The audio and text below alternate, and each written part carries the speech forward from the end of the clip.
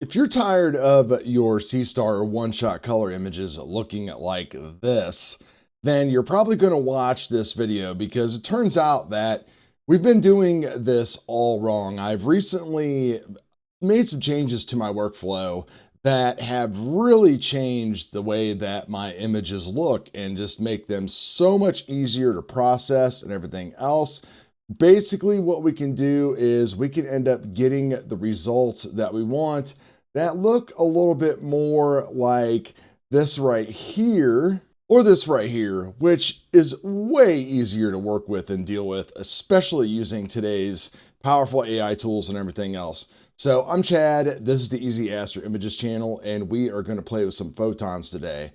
So the biggest thing that I'm really doing is a couple things. I am not stretching my images as hard as I used to. I am doing a controlled stretch at the beginning, and then I'll apply a mask, and then if I want more additional stretch, I will stretch from there. Sometimes I have to back off a little bit. Sometimes I might have to stretch a little bit more. It really depends, and especially between PixInsight and SETI Astro Suite Pro, you'll notice that there is a difference in how they both display the colors and the brightness levels that they have.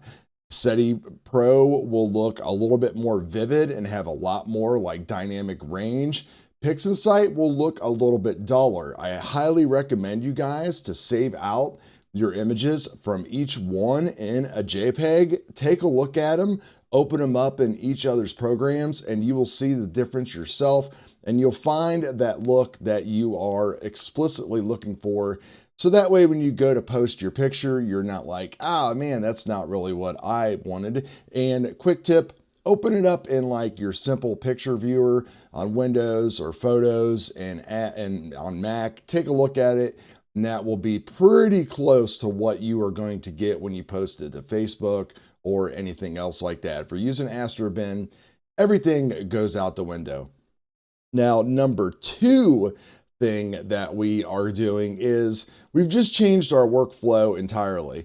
So you can see that I've got my icons here on the screen, and this stuff here is kind of like the standard workflow that we followed for years. And really, I was doing it wrong too, and it's all that we know. We do all of this stuff in the linear phase, like background extractions and corrections and applying noise reductions and all this kind of stuff, thinking that if we get rid of all that stuff and then we stretch our image, that we're going to have a better image to play with. And that's just not the case. That's not how these tools work these days.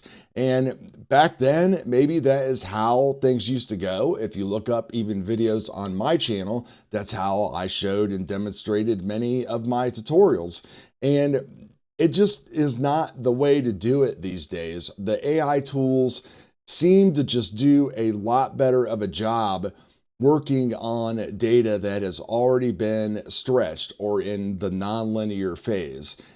Seems like they just play better the algorithms with the pixel values that are already closer to like where you want them to be. And I highly recommend everybody to check it out.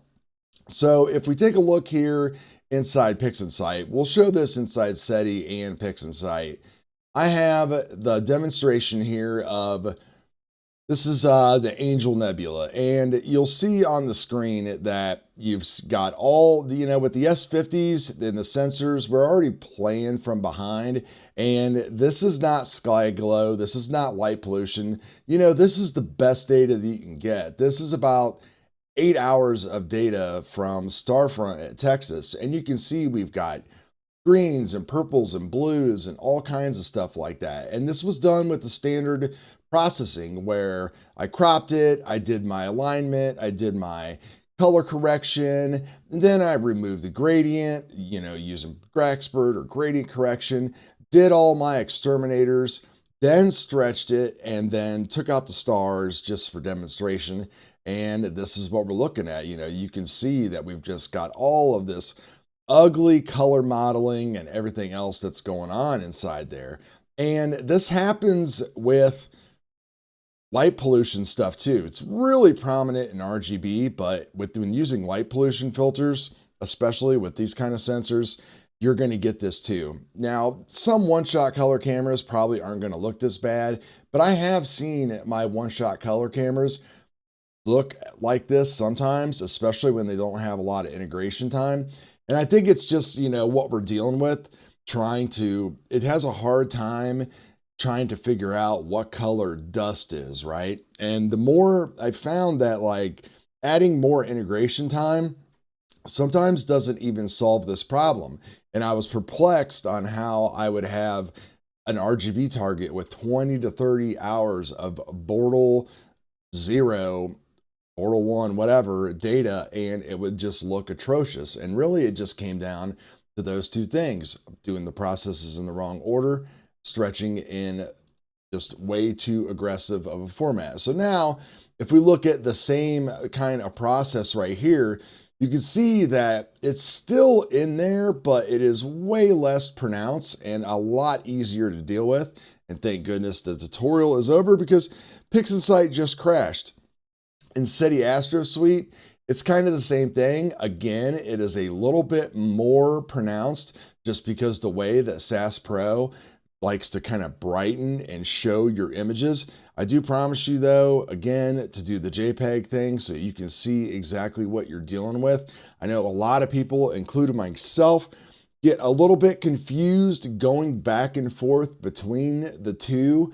And, we get used to the way that things look in PixInsight, and then we jump over to SAS Pro and we're like, man, this really does not look right. It looks blotchy, it looks this, it looks that. And again, it just comes down to how your monitor is, how it's displaying it. I can see right now on my Mac Studio monitor that this stuff looks even brighter over here than it does over here, probably what you are seeing in YouTube. So what are we doing now? I will just show you what we're doing now. So we'll show you in PixInsight here, since it just crashed, and it's pretty simple. We're just changing the way that we're doing things. We're not doing a lot of those steps that we would typically do at the beginning.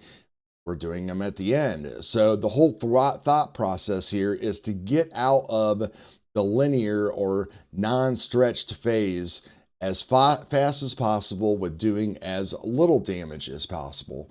So we will open up one of these images that will look pretty bad. So we'll open up that Angel Nebula that we did. And you can see we are at 5 hours and 54 minutes of integration, 1x drizzle that is on this. And let's go ahead and switch this to 24-bit mode. We will apply the auto stretch. Now this has been cropped and everything inside of dynamic, weighted batch preprocessing. So the first thing that we can do is we can do our color correction on it right away. It's not going to affect anything that we're doing down the line, which is a good thing. And now that that's done, that's pretty much as far as I'm going to go. I'm going to rotate this just so that way it looks a little bit better for presentation and everything. And we don't need that astrometric solution anymore. So right there is our image so far. Typically, people right now would start going through all that stuff. They would want to get rid of the moon gradient, all that. Don't do it. Resist the urge. I am going to show you the way. If you want to, the only thing that you would maybe do, which is not necessary, is you could do an aberration correction. But I'm not even going to do that. So I am going to go ahead, and you can use your stretching tool that you want to. A lot of people like to use MOS.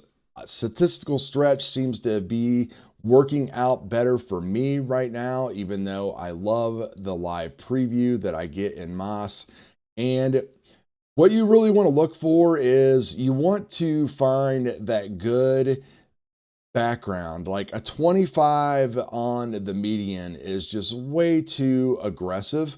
And what I like to do is just kind of zoom in and kind of look for things and hit the previews where I'm getting a pretty decent black level. So once I'm there, that 17 looks pretty good. I'll go ahead and turn on the things that I want, and I will give it a little bit of a curves boost as well. And now we can go ahead and refresh our preview, and you can see we got a little bit of pop there. Now we can zoom back out and just kind of take a look at the entire image. It might look a little bit too dark to you when you do that, so we could just go up another notch. So just go slow. Don't try to just do all of this in one big fatal blow, because we've got really awesome AI tools now that can bring out those details for us and everything without killing our data. So we'll go ahead and leave this at a 0.19. We will execute, and that is where we at right now. So now I am just going to do the simplest gradient correction of all, just a 1 degree, no convergence, nothing at all when it comes to gradient correction. No Graxpert, because it will just get super aggressive. Graxpert does not do well with nonlinear, with actually stretched data. It seems to just be hyper aggressive and sensitive. And now we can go through our processing steps. So we just did the gradient correction. We can go through and do our correct only on our stars. We can, after this, we can run blur exterminator, and we can sharpen up the non-stellar, make the stars smaller. Now we can drag and drop noise exterminator, and I'm just doing default stuff here, guys. I'm not trying to make a pretty picture or anything. And now let's just go ahead and take out the stars and see how things look. And once you get the stars out of here, then you can start working on doing all of the different things in your image. So you can see we have a way cleaner image that is going on inside of here. So now we could do our masking and our stretching to actually tone down all of those crazy different areas that we don't want and bring up the areas that we do want. And you can see we don't have any of the color modeling or anything else like that that is going on in the background before. None of the crazy greens or anything else like that. So now that we've done this inside of PixInsight, let's go and demonstrate the same thing in SETI Astro Suite Pro. All right, so just we're on the same page here, we'll do exactly the same thing, but I do want to show you while we're in SAS Pro what would happen if you did things the other way. So if we're typically going to process an image, SAS has got this nice stuff where we can remove our pedestal and kind of align our histogram stuff up a little bit. In SAS, I would always do the background neutralization, and that will align our colors for us a little bit better. And then we would always want to run a white balance, and that is going to correct our white balance. So, and again, you know, take a look at this right here. You can see that this looks, a lot of people would say, kind of trashy, and it literally is just because the way things are being displayed and stretched. Now, what I want to do is I'm just going to hit automatic background extraction, and then we can go back. So a lot of people love to use Frank's ABE, and if you wanted to, you could go ahead and draw out your freehand type of objects here, saying that you don't want it to touch anything that is in there, and we can click apply, and it's going to do the background extraction, and that is pretty much what we're looking at. And now I'm not going to like do the cosmic clarity or anything else, but let's just go ahead and stretch this, and we can go ahead and back out on everything. So if we do a preview stretch, you can see that things look a little bit different, and we'll go ahead and link the channels, turn all the things on that we did before, and preview that and apply it. And you know, it doesn't look too bad. We apply some noise to it and everything, and we're going to be right back where we were. So let's go ahead and step back and undo all of that stuff that we did. So now we are to the point where everything has been white balanced, and we have not applied any background extraction or anything at all. I'm going to rotate this 90 degrees just because the C star stuff just has to be. If not, it just super annoys me. And now we are going to go through our regular stretch. And the cool thing inside of SAS is that we can use all of the Cyclone stuff. Now, I know that they're adding it into PixInsight. I have a 5070 card, and I don't feel like messing with Python. And so I will just do all of my stuff inside of SAS Pro, which I have noticed that I have been using a lot of my stuff in SAS Pro anyway. So inside of SAS Pro, you're definitely going to want to see Frank updates everything a lot more in SAS Pro than he does in all of the other type of, PixInsight and stuff like that, with the exception of kind of like his cosmic clarity and all that kind of stuff. So your values and stuff that you're stretching to are not going to be, it's not a 1-for-1. Neither is like your curves or anything else, but we will go ahead and just apply this and see what we get. All right, not looking too bad. And then I'm going to go ahead and run the Cycon denoise first. So I've got my default settings that are set up here. Actually, I take that back. So then the first thing that we're going to do is we are going to apply the gradient correction. And I'm just going to go ahead and click apply. There's no need for me to go ahead and do circles and stuff. And you can see we've got rid of all that gradient.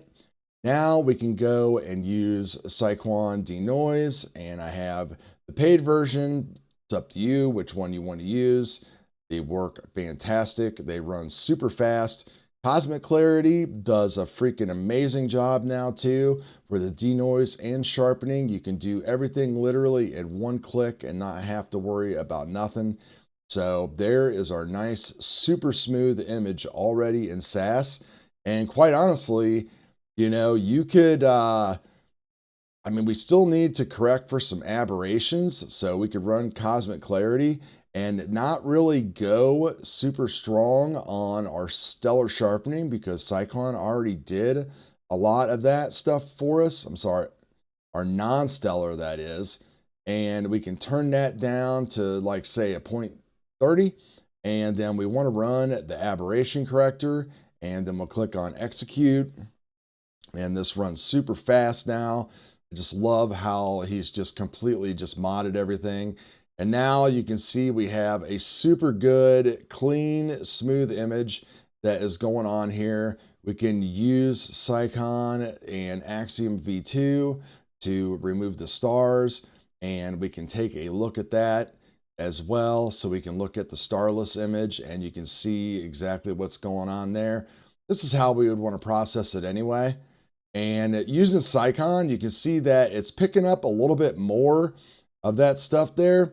And really because it can figure out that, hey, this is dust and I don't really know what to do with it. So instead of making it a bunch of weird color blotches, I am just going to make it something that looks like dust. So this is kind of like one of those examples where RGB images from the C-Star have never turned out well for me, even from Bortle 0 and Bortle 1. When you're shooting galaxies and stuff, everything's fine. Or if you have something that there is a lot of bright dust, like LFN, non-colored dust shows up a lot better than stuff that actually has color in it. I could add more time to this, I probably will, but I think to demonstrate the purpose of this video that we've been doing this all wrong as far as our processing steps. Try this out. I think that you are going to be very happy with the results that you get. So that's all I got for you guys today. Appreciate all you channel members. If you want to support the channel, you guys can do all that stuff. Buy me a coffee below, or just like and subscribe. We would appreciate it. We'll talk to you later. Peace.